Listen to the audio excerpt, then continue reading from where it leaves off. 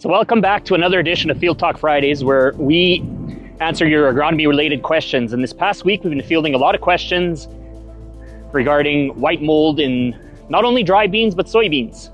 And you're right to ask these questions or to make these observations because there is definitely a higher prevalence. So as we know, white mold in canola is more prevalent in years where there's a thick, lush canopy, really wet, damp conditions.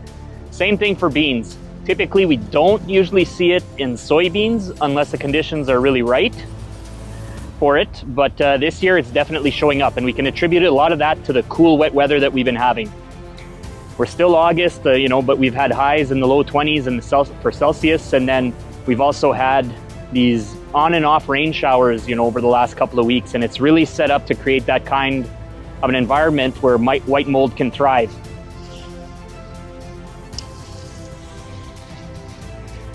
So white mold is a disease that, basically it sets up in the plant and it starts choking off the stem from resources. So anything above where the white mold is causes the plant to die off and the beans not to fill properly.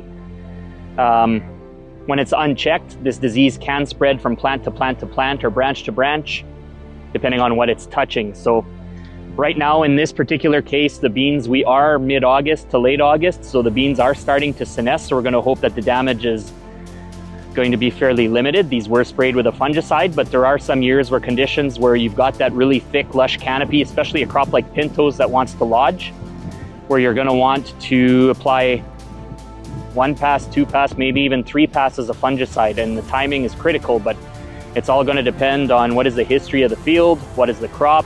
Is it at risk of lodging? We want to be on with fungicides before the crop canopies over and falls over. So timing again is critical, and it's going to vary field by field by field. So you're right to notice that there's more disease. This is a good year to make some observations and learn something from it. If you're finding it in your fields, it might be a good idea to put some flags down and monitor those. Keep coming back every couple of days or every week to see how it's progressing so that you can make decisions that might, if it's severe enough, you may make the decision that we need to pull the trigger sooner if we see these conditions again in a future year. So thanks again for watching.